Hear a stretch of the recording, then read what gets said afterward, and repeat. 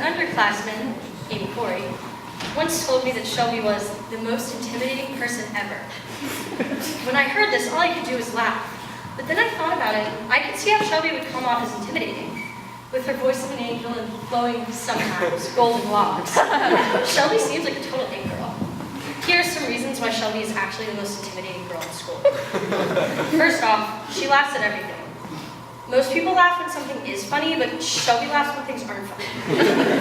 When we worked at daycare for refugee children this summer, she would always tickle this little African boy named Kiza. Yeah, it was cute, but Shelby thought it was the most hysterical thing ever. Kiza thinks Shelby's a total weirdo.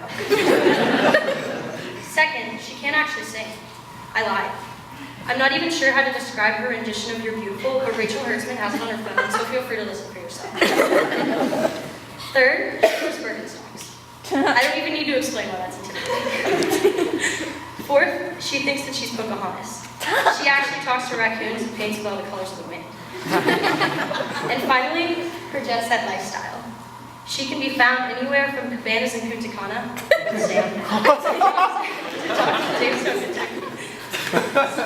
Shelby, even though you're really intimidating, I'm glad you let me be your friend. Aside from all the intimidating things about you, you're also one of the most kind, easygoing, down-to-earth people I know, and I'm glad that we've become so close. I love you and good luck on your speech. Remember, Grandmother Willow is always by your side.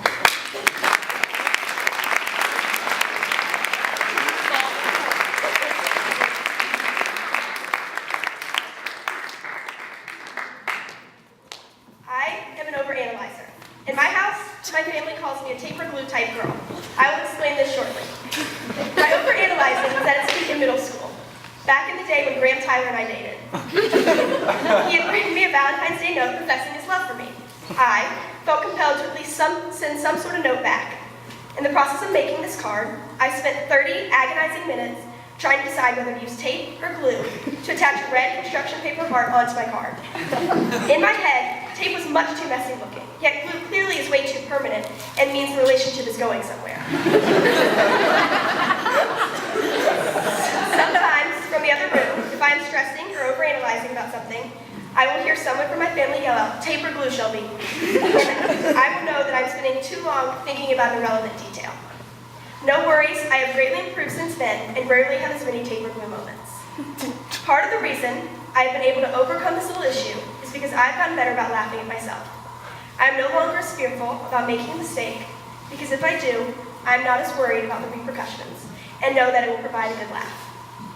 So today, I want to talk about one of the most important lessons I have learned from my senior peers, which will serve me well throughout life. One of my favorite things about this senior class is that we can all laugh at ourselves. We've all been teased and made fun of. Shout out to Nick White for being the major reason I've become so good at not taking life so seriously.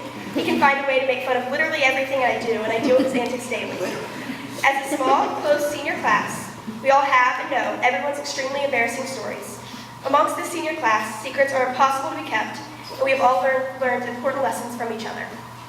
So, I thought I would shed some light on mistakes we have made individually, or as a senior class, we are now able to laugh off and learn from. As many of you guys know, I was captured on film singing my own rendition of James Blunt, You're Beautiful. I had filmed this in the privacy of my home, but thanks to my sister and Bella Levine, the video quickly went viral and spread around the school. For the few who have not seen this video, it was a close-up video of me dramatically singing along to James Blunt. I had the raspy voice and the flared nostrils. For 3 weeks after, at least 15 times a day, I would be serenaded down the halls walking to class by someone singing to me. As horribly embarrassing as that video was, and as mad as I was at Bella and my sister, I did realize it was a pretty ridiculous video, and the constant teasing wasn't mean-spirited. I did, however, quickly go home and delete any other singing videos I may have had on my computer.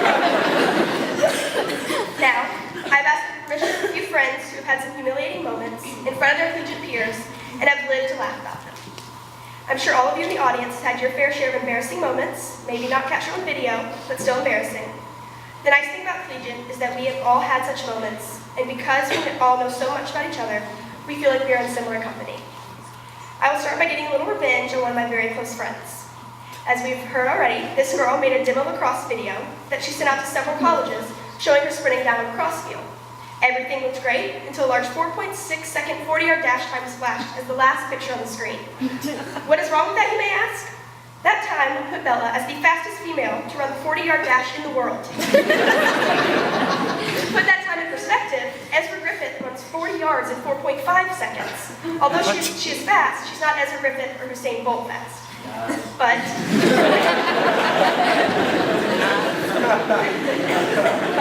Bella accepted the teasing and was able to laugh at herself. Another classmate of mine was supposed to send in a Chinese project to Mrs. Wade.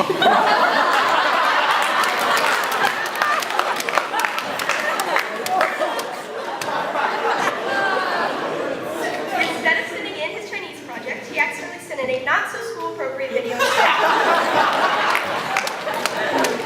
Long story short, he had an awkward conversation with Mrs. Wade afterwards and had to turn in a different project. As a senior class, I know that we do not have the best reputation. We have somehow managed to cancel almost every school trip to great delight. On our Gettysburg tour bus, Washington, D.C., the tour guide told Mr. Haas that we were the worst group he had ever had. However, one thing the senior class has taught me is to not take life so seriously. We are able to laugh at each other and learn from each other's mistakes. This is not necessarily something that is held in high regard at Collegiate. Certainly not one of our 4 cornerstones. Making good grades, working hard, and being a great athlete or actress is something that is promoted quite strongly at Collegiate, as they should be. However, at certain times, laughing at yourself and not taking yourself so seriously can be a great trait to have. This is an important skill that can help you the rest of your life. You may not need the equation for the speed of light or remember when Andrew Johnson was impeached, but it will be beneficial to laugh at yourself when you screw up and make a mistake, because you will make hundreds in your future. If you can appreciate the importance of laughing, you will not be as hard on yourself, and therefore you are more likely to take risks where there might be an embarrassing outcome. But sometimes the chances you take lead you to your best opportunities. I've thought for a while as to why being able to laugh at yourself is so important.